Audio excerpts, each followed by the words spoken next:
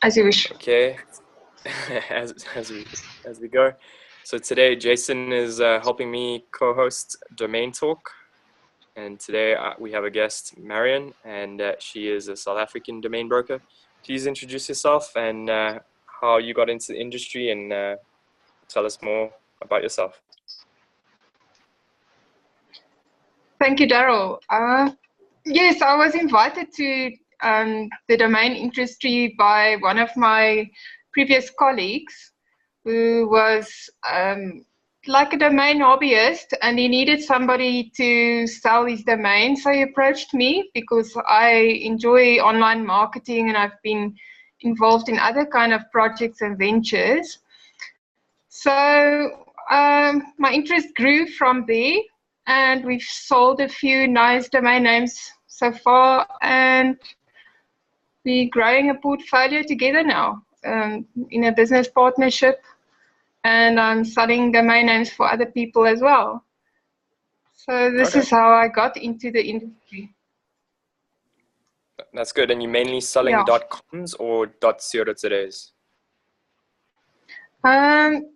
On the companies specializing basically in CCTLDs, but we have a number of other domains as well. So we're selling for the domain market in the UK, and we have a few .io, .es, and .coms as well, but not premium domains like other domain brokers would actually be selling.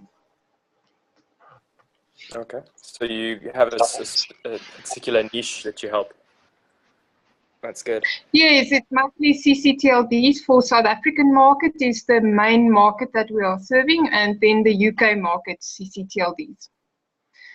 So those are the main ones that we have. And just for people watching, CCTLD stands for country code top level domain name. Yes, so .za is on .uk. .co.uk and if basically every country has a CCTLD. Yes, so it's the .co.uk and .uk directly. Right. So it just depends. It just depends on which one. Okay. Yeah.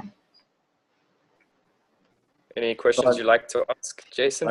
Let's ask her the infamous question after she just explained to us how she got into it. So what was the first domain that you ever sold? And can you tell us a little bit about that and your experience?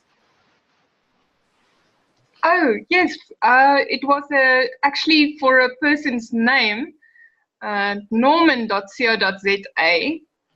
which for us is it's a male name. We specialize in a few names. So I've got like Cindy.uk and things like that. And this was somebody that was seeking a name which was his surname is Norman. So that is, yeah, we advertised it on an auction. It didn't sell on the auction. We held on to it, but somebody picked it up in our social media marketing and approached us through email, and we started negotiating, and it sold. What did it sell for? And say again? Do you remember what it sold for and how the negotiations went? For South Africa, yeah, $300. Okay, awesome. Yeah. So we don't specialize in names that go for very costly ones, like above $500. Our domains are not as valuable yet. We are still new in the market, so we're learning the ropes, and as we are able to grow our portfolio to more valuable names, we will probably go above $500 per sale. But yeah, we're still learning, and yeah, still going small, but that is okay. I think not all domains are going for the $50,000 and upwards. You know, some are going for very costly, like $1 million, but I don't think they are so common. the more common business people and those kind of people that are looking for a good domain name that have already been sold, they can't afford these very costly ones. But if it's a good name, you can easily get rid of a $300 domain than trying to find months somebody that can afford something like $50,000 plus. Those are big corporates or very rich people that buy those. But serving the South African market, we work in South African rand. So smaller amounts of money, it's more affordable for the business person over here. I don't want to price myself out of the whole market. And it's a new industry for South Africa. So, you know, while you're putting the foot in the door, you want to make it accessible for a much broader market than just going very costly domain name price. And, you know, those kind of are like scarce. It's like diamonds in a big bucket of little pebbles. And also the South African, just so people know, the South African rand is currently about 12 rand to $1. That's correct, yes. So just to work you out work with the exchange. The conversion or That's the it. exchange rates, yeah. So $300 Yes. might not seem a lot to someone in America, but that can maybe buy what, almost 2 or 3 shopping trolleys worth of food, or can pay for maybe half your rent, or it could definitely pay for a couple of gases of fuel. So, you know, selling internet domain names that don't take a lot of effort, if possible, it does work out good in your favor, and then you can go and sell others and you can live month to month. So the industry is still growing. I think one of the key factors that not many people know about, but there used to be dominant players in the South African market, such as the late Gavin Durney, who was a friend of mine. He was in the market, but he passed away a couple of years ago, and he had over 10,000 co.za names, and he was very active in the space. So I think when he passed away, the industry kind of went away a little bit as well, because there weren't as many people buying or selling domains, because he would obviously buy and sell a lot, and he also had some high figure sales. But $300 is a good sale for a one-word co.za name. I think the average price for a really generic co.za name is maybe about $1,000, which is about 15,000 rand. So if you can sell a couple of those, it does add up. We are starting to work now with a few corporates. Like, for example, I've got a nice domain name, ticketweb.co.za, that we are trying to find a good buyer for. That would be competing with domains like CompuTicket and other local ticket sale places. So yes, so that is one of the good names that we've got. I can tell you a story about one of the other domains that we've sold recently, Pole Position. That was a domain that dropped, and we were able to catch it in the first 5 minutes that it dropped, because some of these domain names, even though it's a .co.za, they quickly go. So you've got to make a decision fast, you know. Yeah. It's like stock and if trading. It's a good name, and if it's a good name, it's gonna go faster. Yes, so we were able to scoop that one once it dropped, and the old domain owner actually mistakenly let it drop. He ignored his notifications, and we scooped it up, and he only after a year he noticed it actually lost the domain. And he kept it for sentimental reasons, because he's actually in the motocross industry, you know, motor racing and those kind of things. Racing driver. Yes, race driver, and he had online store and somebody was managing it for him, but he didn't keep an eye on it himself. So it fell through the cracks. And he approached us, and we were also able to sell it back at a nice profit. So Okay. That's really good. It's kind of how it happened with dropping domains like PayU. I told in the previous story with Jason when a domain dropped. So interesting enough, the market for drop domains is also, you know, active in South Africa, which is good. I always reach out. That's correct. I always try to reach out to the previous owner before I start marketing it and seeing if giving them one last chance to reclaim their lost possession. And I unfortunately haven't had any luck with the previous owners like you had in that case, but I usually am able to find a good home for the name. But it's always nice when you can return a name to the previous owner and make some money doing it. Yeah, sometimes it's not a good practice though, because people think that's kind of scummy, but in a way they should have renewed the name up to 5-10 years in advance, because then that would have never happened. Made sure that their credit card is correct, or had the correct email or admin people against the WHOA's details. But yep, it is a dog-eat-dog world when it comes down to dropping a domain. If I drop a domain, anyone in the world can go register that domain. So that's, I've seen one of the biggest names I think that dropped that I remember is projects.com. That dropped, and I think it was picked up in drop catch for $60,000, and the list price now is probably about 280,000. So yeah, someone really dropped that and lost out on a lot of money just because they didn't renew the domain.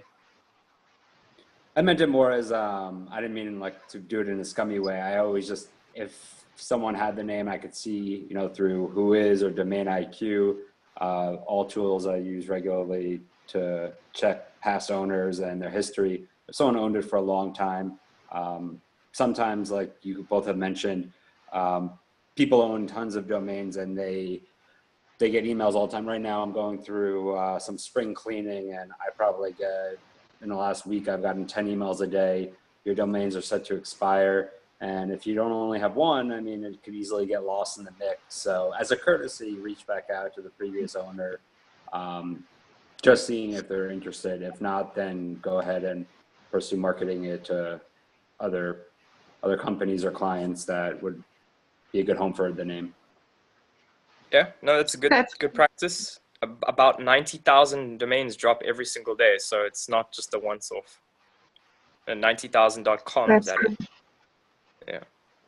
So a lot of registrars make a lot of money on back orders, and there is a potential. I mean, thinking about that, if 90,000 domains drop every day, you have to sift through a lot. But if you pick up position.co.za and some other ones, then you could actually make some money. But you need to have a fine eye and know and do some more research to know what's a good domain and what's not a good domain, and that comes down to, you know, a lot of work and research.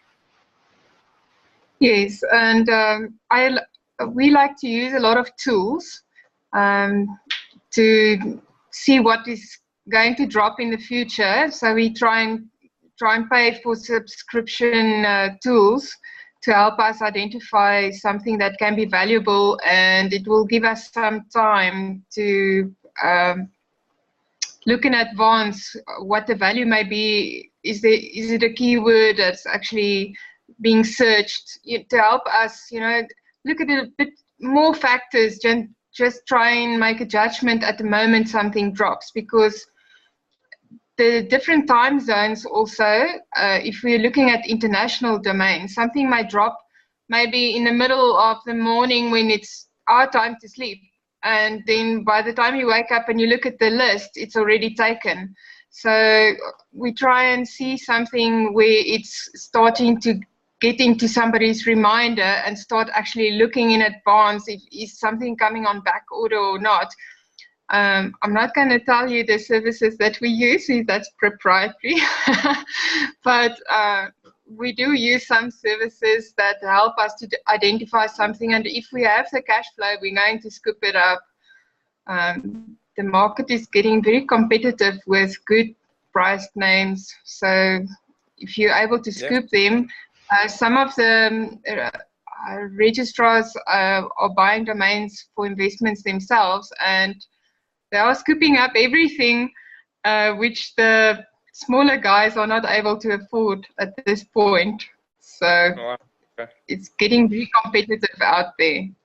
Yeah, no, I believe it. When I started out in the co.za market like 6 years ago, I thought I would never be able to acquire a 3-letter co.za name. Forget about a .com. I thought I would never ever be able to get a 3-letter co.za name in like my wildest dreams. And now I also have a few connections in the co.za market. I have now 22 3 letters. So they're not as valuable as .com, nowhere close.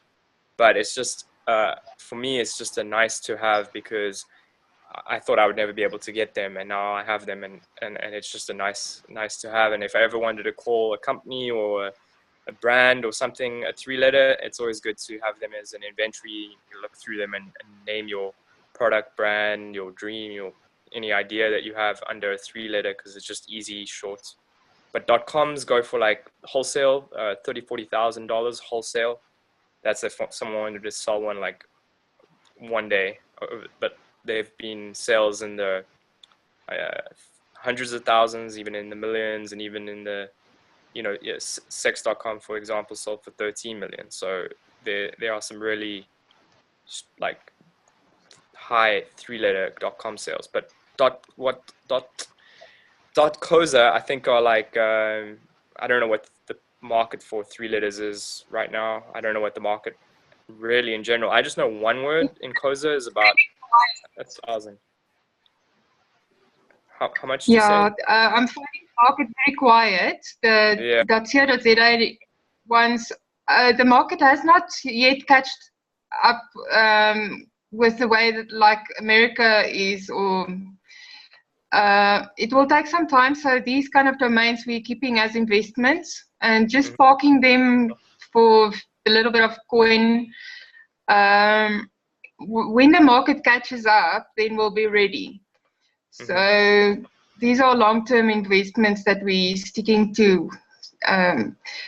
There are other domains which we can perhaps discuss that if you like. I'm finding it very interesting when we discuss these kind of things on the Domain Talk forum, such as these new generic names, which I feel at the end of the day it's lots of fad, because there are so many that it's going to become they cannot compete with the old traditional popular .coms and .net and those kind of domains. I don't know what your opinion is if you want to discuss those generic domain names that's coming up, like .club and .co and all those kind of things.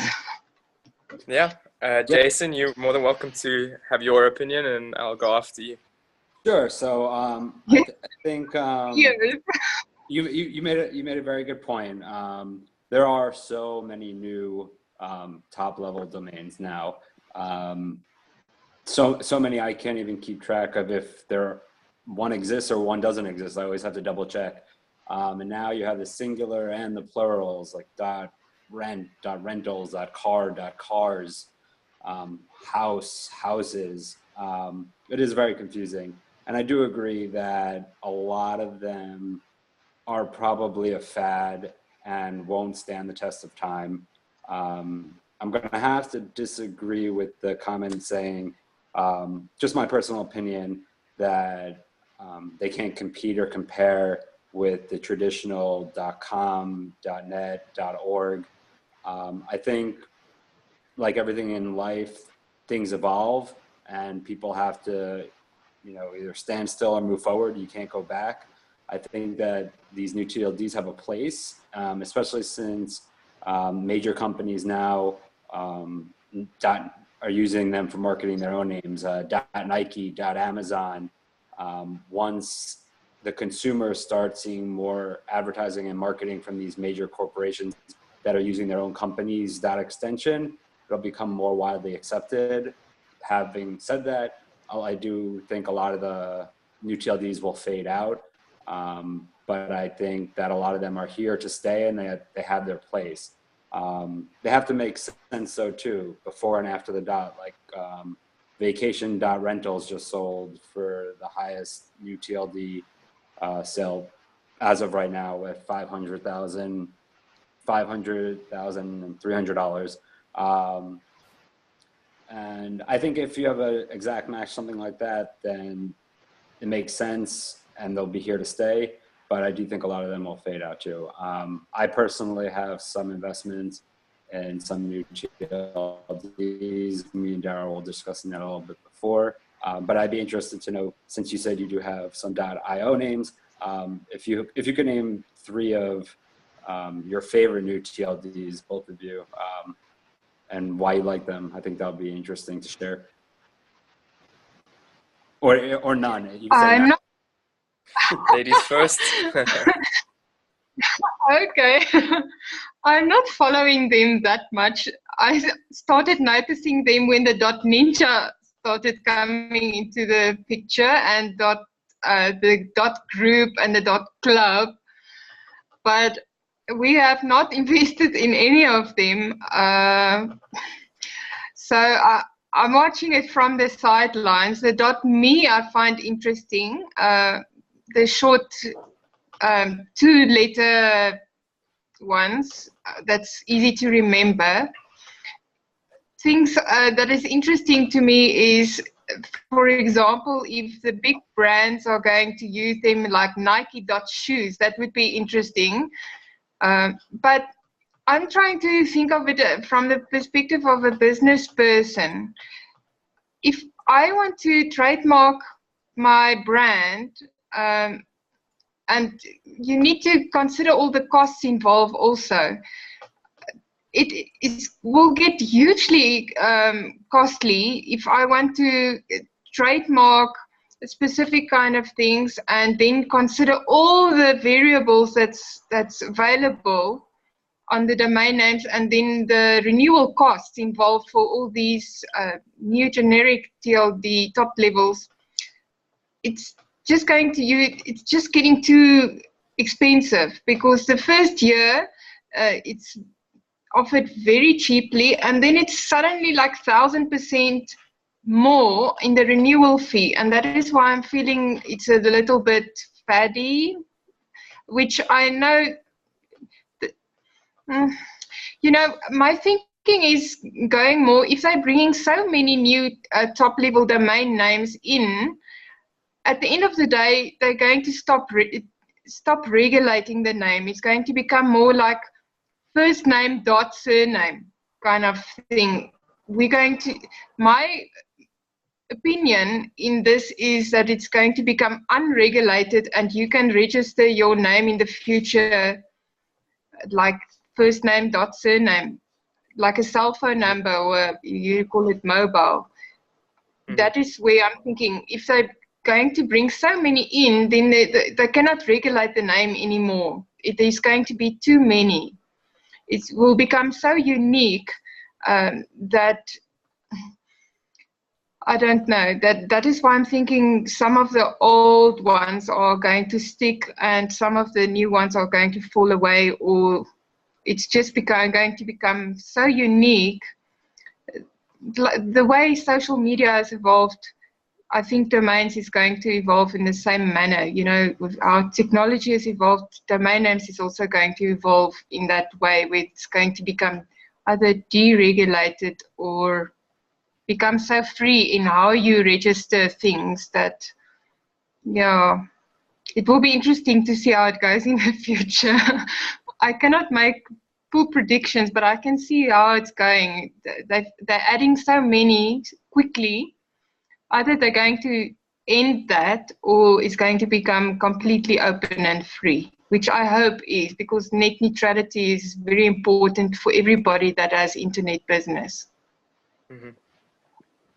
And that's a topic on its own, net neutrality. Yeah, I think they are going to currently regulate it. I did recently see that 2 or 3 applications for a particular GTLD did get declined. So I still think they are being active when it comes to regulating and not being dot surnames or stuff like that. And then, if anything, one of the other reasons it won't become too overpopulated is because the cost alone for registering a GTLD is about $185,000, just the ICANN fees, as far as I know. So then you still have to have proof that you have the backup of a registrar that will accept them, or you have the back end and then the front end. So I think it'll stop for now. I think it came out really fast with so many at once, from having like .com, .net, .info, .mobile was .mobi was out for a long time. People didn't even know about that. .me, and then obviously .co and all the others. But yeah, people don't know about them. But I still believe in GTLDs. But it has to be GTLDs that are ones, like Jason said, that makes sense. Vacation.rentals, it makes sense. It needs to be, the left of the dot is equally as important as the right. And I don't think if you go beyond 2 words on the left, if you really go beyond 2 words on the left, it loses a lot of value. Because what I would do then is vacation.rentals, for example, if you had my vacation.rentals, that's kind of worth $10, not even. I wouldn't even register that. But what you could do is, if you had vacation.rentals, you could create a subdomain called .my. So you could have my.vacation.rentals. And that's an interesting aspect people don't really see in GTLDs. And I've been playing around with that. I own cheap.cars, and that makes sense to me. Renewals are expensive, incredibly high on a .cars name. Insanely high, what are they, in the thousands of dollars. Yeah. But cheap ones like .club, I personally like .xyz, as Jason asked previously what GTLDs you like. My favorite would be, it was .xyz and .cars, and .boats recently came out, and a friend of mine and me, we were looking into those because there's money in boats, right? So it can be interesting to sell that, and people there's another aspect you need to take into consideration. If the people have the GTLD and they have the .com version of that, that's where I see value as an exact match, plus having the GTLD as your brand. So if the vacation rentals guy, for example, had vacationrentals.com and he just redirected vacation rentals to his site, I think that would be giving tremendous value. Or he just used that vacation.rentals as all his social media, as a link and a click through and all that. I think, yes, GTLDs work amazing as redirects, but they can be built into websites. .io, I've never really used any .ios, and now .io seems to be very popular. When Bitcoin and all the cryptocurrencies came out, an exchange called cex.io came out, and I thought I'd never ever go to a .io site, and eventually I went to an .io site. It's probably like the only .io site I know and use. So eventually, I mean, if your favorite brand is on a certain site and you like the brand, if Amazon was on a different GTLD and that was the only place you could get it, eventually you would bookmark that. It would be in your mind and your brain, and you would use them. But you would need to remember where they are. And that's what I think it's going to take another 10 or 20 years to become the internet as we know it now, with .com, which is synonymous. I think it's going to take the exact amount of time that internet's been around for the new GTLDs to be valid and widely used in home-to-home, talk. Darryl, can you just explain to us, for the new people, just maybe 5 points for people that are looking to register new names? What should they look out for? What is the things they should do or not do when they want to register a new name? Because all the time I see people wasting their money by registering strange combinations, misspellings, and all those kind of things. And then they're trying to sell this to somebody else, and they're going to waste their time and their money. They could rather focus on something that can generate value over time and sell those as a good investment to somebody looking to sell domain to a brand or something like that. Right. Yeah, no, I see a lot of posts on LinkedIn, on Facebook, on Twitter of names that don't make sense, that are misspellings, that have numbers in them, that are got .net, .org, whatever, and I wouldn't even register them in my sleep. And some people have them. It's unfortunate that people haven't been educated in terms of what is valuable and what is not. That's what it comes down to. So, I mean, where you see value is if it's an English word, keyword, it can be actually any language. It can be any language. Probably not an IDN. An IDN is international. What is an IDN? International domain name. I think so. Okay. Yeah. Well, you can Google it if you don't know what an IDN is, then obviously if you don't know what an IDN is, then you shouldn't be dealing with that. But it should be in a language that you understand, the correct spelling, and it could be either, I would say .com. If you can get in .com, great. If you can get in .net, it's still okay. But does it pass like the radio test? The radio test is if you hear your domain name on the radio, would you be able to know what domain name that you're talking about? And will you be able to attract people to go to that particular domain name? That is one of the first keys you can also try out is that. Try and keep it short as possible. Don't really use numbers in between, like cars for sale and you have the number 4. That doesn't really work. It can, but then you're going to be spending more advertising dollars, and every time you spend more money, the people are going to be going to the cars for sale spelt out either FOUR or FOR. So you need to also check those ones, and that could be also a defensive registry for you or your company. Yeah. There are people out there right now that have domain names. I could literally go out and say you need this one and this one, because it would just close a plug in the boat, because I know they're sinking or losing a little bit of money because they don't have maybe the right spelling or the wrong email, and you lose all that. So basically it comes down to, it needs to be a word that actually makes sense. It needs to not have a mix of numbers and wrong characters. There are people that use like Z at the end of names. That's fun, I guess, but it needs to be, then you need to be like, either you have the brand with the S, like bands. If you have bands, you can have bands, but then redirect bands to bands with a Z, because then no one will. You have companies up, right? like that their name starts with an X.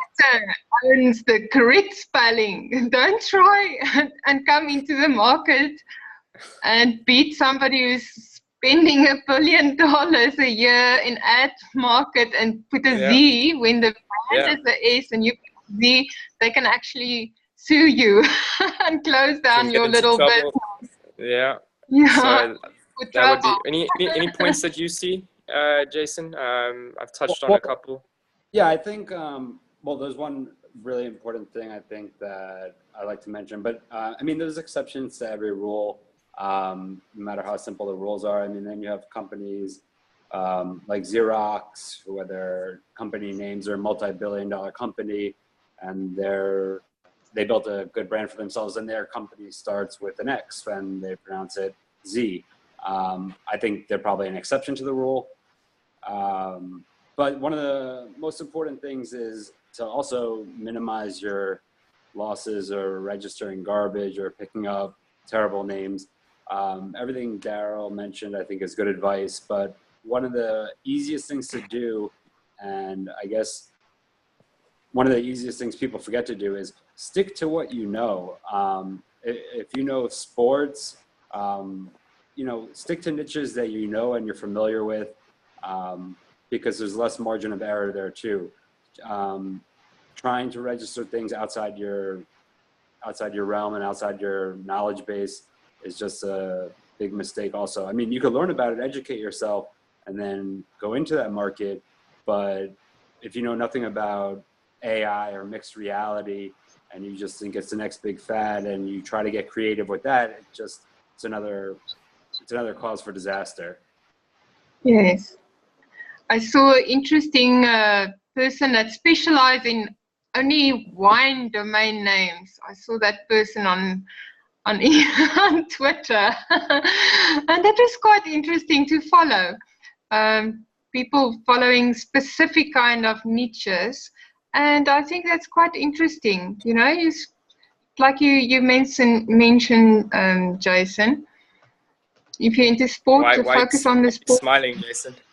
Well, it's funny she mentioned that because not too long ago, Braden Pollock actually asked me to broker a portfolio of his with 300 .wine domain names. Let's just say it didn't go domain barrier. Oh, so that was me that you saw. Yeah, it didn't go so. It was an interesting portfolio. Yes. Now, it's interesting to see these things because domainers follow each other, you see. So you start noticing things when there's specific kind of trends happening. And, you know, you learn from each other. So it's a good thing. Mm-hmm. Absolutely. And I learned more .wine domains. Call me with .wine. And you can learn about domains in Domain Talk, our forum or our Telegram group, and people put their domains that they have for sale, and we're like, sometimes we don't know why they register their names, and sometimes they're right. You know what I mean? So we try and help each other out there, and you know, if you save yourself $10 or $20 every time you do a bad renewal and you put it towards, my recommendation is, if you don't know anything about domain names, try and register a 4-letter .com, any combination, get it under $1,000 if you can, $200. That's a good investment. I'll sell you a couple. If anyone new is looking for a couple 4-letter, I'll sell you a couple for less than $1,000. You could contact me. There we go. Contact Jason if you're looking for some 4 letters. Oh, also, I looked it up. IDN is international domain name, by the way. Okay, great. Thank you. Thanks for that. Thank you, Jason. Yeah, sure. So yeah, the forum, if there's a lot of experienced people and there's a lot of novices that's learning the ropes, and we help each other, and you know, they can give each other tips and so on. I'm learning a lot, you know, so from knowing nothing to where I am now, I think I've grown a lot in domains, and that is all because of the forum that I'm in.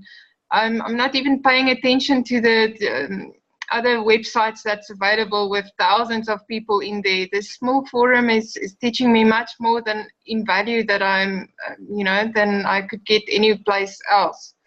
And if you think of having to pay somebody, you're going to spend a pretty penny to get this kind of information. So, yeah, they must join the group while they still can. Yeah, no, they can. Yeah, if you want to join Domain Talk, you can contact me or Jason. Or actually yourself as well. You're an admin. Jason, would you like to be an admin of Domain Talk on the Telegram group? I can add you there. And that would be an honor for me as well. Do we still have 5 spots available left? Yeah, we've got still only 5 spots. Pull up, and then we're gonna say you're gonna have to subscribe. Yeah, and that's our classroom of domain names, or domain name like investors and domain name people that talk in the Telegram group. It's pretty good. I enjoy it. It's nice to talk to people that know your language.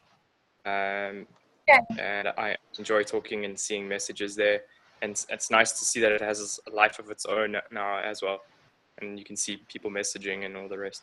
But anything else you guys want to talk about? It's nice to just connect. I thank you both for connecting, and this is just a quick little chat about Marion and me and Jason having a co-host for a change, and we'll get better at this, I'm sure. Absolutely. Marion, thank you very much. Yes, so, likewise. But that's what I wanted to do here today, and I appreciated your time. Anything else you want to add? how can people contact you? You want to let people know any names that you are currently selling, Marion? Or I know you have some really cool South African names. I still like them. If I had an idea and some money to throw at them, I would definitely do that. Like, you still have... They're all rich. They can visit us on afrinames.co.za. That is our South African domain portfolio website. That's our marketplace. Okay. Or they could just email me at sales Afrinames. Okay. So sales@afrinames.co.za. Okay. If they want to email us. Yeah. So they can just get in touch with me. And if they want to speak about .uk, just email me at the same address. And we can talk about .uk. Yeah. And where can people follow you on social media? I'm most active on Twitter. So my handle is Marion Das. Okay. Great. Yes. Any last or final thoughts there? No, I think. Oh, sorry. You go ahead. Okay. Okay. What I can do is I just want to disconnect the recording. Stop.